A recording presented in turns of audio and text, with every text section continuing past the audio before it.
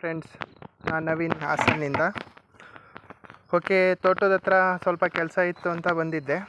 ಹೋಗಿ ಇವಾಗ ನಾನು ಒಂದೇ ಅಲ್ಗ ಅನ್ನೋದನ್ನು ಸೊಪ್ಪನ್ನ ಕುಯ್ಕೊ ಹೋಗ್ತಾಯಿದ್ದೀನಿ. ಕೆಲವೊಬ್ಬರು ರೈತರಿಗೆ ಅನ್ನಿಸ್ಬೋದು, ಇವನೇನಪ್ಪ ಹೀಗೆ ಏನೇನೋ ವಿಡಿಯೋ ಮಾಡಾಕ್ತಾನೆ ಅಂತ.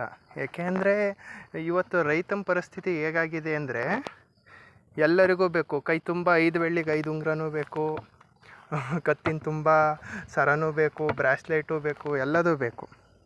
ಅದೆಲ್ಲ ಹಾಕ್ಕೊಂಡು 30-35 ವರ್ಷಕ್ಕೆ ಶುಗರ್ ಬೇಕು. 35 ವರ್ಷ ಅಲ್ಲ, 25 ವರ್ಷಕ್ಕೆ ಶುಗರ್ ಇರಬೇಕು. ಜೊತೆಗೆ 50 ವರ್ಷಕ್ಕೆ ಮಂಡಿ ನೋವು, ಅದು ನೋವು, ಇದು ನೋವು ಅಂತ ಎಲ್ಲ ನೋವು ಇದ್ದಾಗ ನೀವು ಒಂದೊಂದು kg ಬಂಗಾರನ ಹಾಕ್ಕೊಂಬಿಟ್ಟು ಮೈ ತುಂಬ ಕಾಯಿಲೆ ಇಟ್ಕೊಂಡ್ರೆ ಏನು ಪ್ರಯೋಜನ ಅಲ್ವರಾ?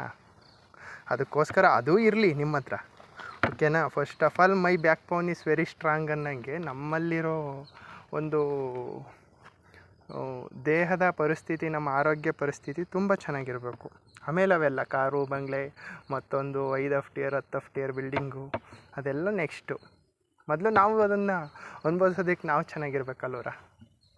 ಅದಕ್ಕೋಸ್ಕರ ಇದ್ರ ಯಾರಿಗಾದ್ರೂ ನಮ್ಮ ಹಾಸನಲ್ಲಿ, ನಮ್ಮದು ಸೀಗೆಗುಡ್ಡದ ಹತ್ರ ಬರುತ್ತೆ, ನಮ್ಮದು ಹಾಸನ ಜಿಲ್ಲೆ ಬರುತ್ತೆ. ಸೊ ಯಾರಿಗಾರು ಇಲ್ಲಾಂದರೆ ಬನ್ನಿ, ನಾನು ಫ್ರೀಯಾಗಿ ಕೊಡ್ತೀನಿ ಇದ್ರ ಗೆಡ್ಡೆಗಳ್ನ. ಸೊ ರೈತ ಅನ್ನೋನು, ಫಸ್ಟ್ ಆಫ್ ಆಲ್ ರೈತ ಅನ್ನೋನು ಅಗ್ರಿಕಲ್ಚರ್ ಬಿಟ್ಟು ಹೋಗಬಾರ್ದು ಅನ್ನೋದು ನನ್ನ ಉದ್ದೇಶ, ಓಕೆನಾ? ನೋಡಿ ಇಲ್ಲಿ ನಾನು ಯಾವುದೇ ಇದನ್ನು ಯಾವತ್ತೋ ಒಂದು ದಿವಸ ಬಗೆದ್ಬಿಟ್ಟು ಹಾಕಿದ್ದೆ. ಇವತ್ತಿನವರೆಗೂ ಇದಕ್ಕೆ ನೀರು ಗೀರು ಏನೂ ಬಿಟ್ಟಿಲ್ಲ. ನೋಡಿ ಎಷ್ಟಿದೆ ಕಾಯಿ. ನೋಡಿ ಇಲ್ಲಿ ಕೋಕೋ ಗಿಡಗಳು ಎಷ್ಟೊಂದಿದ್ದಾವೆ.